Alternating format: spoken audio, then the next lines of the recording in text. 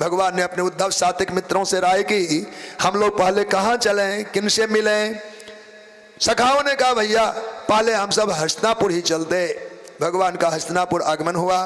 पांडवों से भगवान मिले, परस्पर में अभिवादन किया, जिज्ञासा पूछी कब कन्हैया आपके सहयोग से, आपकी कृपा से अभिलाषा है कि हम सब वो राजसूय नाम के यज्ञ को पूर्ण करें। आप कृपा करेंगे तो हमें सफलता मिलेगी, करना आपको ही है। भगवान कहते भैया यज्ञ तो जरूर करें आप, पर क्या अभी सभी तरफ शत्रु उबल रहे हैं। पूर्व दिशा में हिमालय की तरह जरासंध ताल ठोक रहा है। इन शत्रुओं के बीच में कैसा राजसूय, इनको समन करना चाहिए। पहले पूर्व दिशा की ओर हम जाएंगे जरासंध से। युधिष्ठिर को युद्ध करने में अभी रुचि नहीं थी। कहा अब सेना लेकर हम युद्ध करें, जग का चिंतन कर रहे थे। कहा सेना टुकड़ी नहीं चाहिए, दो भाई की आवश्यकता है, भीम और अर्जुन हमें दे दिया जाए। दोनों को लेकर भगवान आए। प्रातः काल का समय है। इस समय जरासंध अपनी पूजा के आसन पर था। यह बात और कौन जानता, भगवान ही जानते। जरासंध ने निश्चय कर रखा था जब हम पूजा की वेदी पर बैठे तब कोई भी आवे और कुछ भी मांगे तो उसे मैं दे दूंगा, बल्कि वो प्राण भी मांगे तो दे देंगे, प्राण भी मांगे तो दे देंगे। इतना उदार था। भगवान प्राण ही लेने आए हैं। मौका ऐसा ही था कि वो इस बदले में दूसरे समय को चयन नहीं किया कि बात से टल जाए। आते ही तीनों ब्राह्मण वेश को धारण किए, पच जाता है सब कुछ इसमें। आए भिक्षाम दे, दौड़ करके पूजा आसन से उठ के आया। जरासंध को कहा भिक्षाम दे, भिक्षा का नाम सुनते दौड़ पड़ा, पूजा से उठकर आया, सम्मान किया और अभिलाषा पूछी। कहा हम युद्ध की भिक्षा चाहते। ब्राह्मण और युद्ध का कोई समन्वय नहीं महाराज, अन्न फल वस्त्र पुस्तक आदि का नहीं, हम युद्ध की भिक्षा। गौर करने लगा, अरे ये तो वही भगोड़ा है रणछोड़, तुमसे तो लड़ेंगे नहीं, पीठ दिखा चुके हो।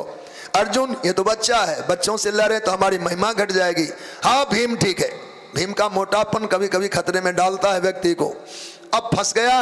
अपने घर से दो गदा लाया और युद्ध चलना आरंभ। शिविर वहीं बन गया। चट चट चट चट चट चट सुबह से शाम तक युद्ध होता रहा भीम और जरासंध का।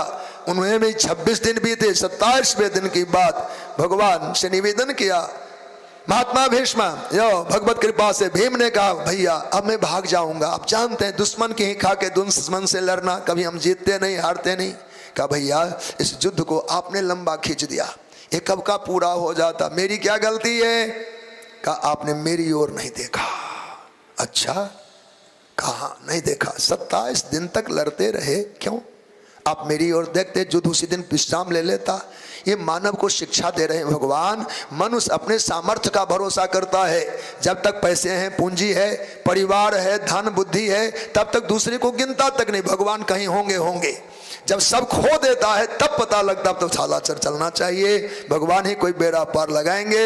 ये बात 27 दिन बाद सोचने की बजाय पहले दिन सोच लेता तो अच्छा था, एक कौड़ी का घाटा नहीं लगता। भगवान पहले याद आनी चाहिए।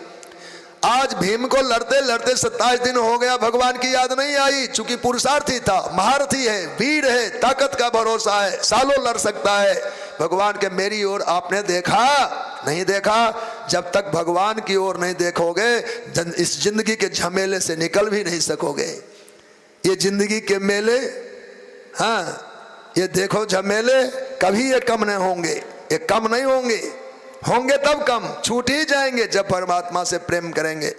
आज के युद्ध में भीम सावधान था। भगवान ने एक तिनका को चीर करके दाएं बाएं कर दिया। इतनी सी बात पढ़ने की थी। गुरुजनों से ज्यादा नुस्खा नहीं सीखा जाता, इशारा में समझो और जियो। भगवान ने कृपा की, 1 सेकेंड लगा, भीम ने तत्काल जरासंध को 2 भागों में चीर के दाएं बाएं कर दिया। 27 दिन का काम पल में हो गया।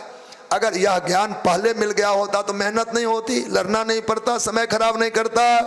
इसलिए बड़ों की आदर करिए, उनकी सुनिए, उस पर चलिए।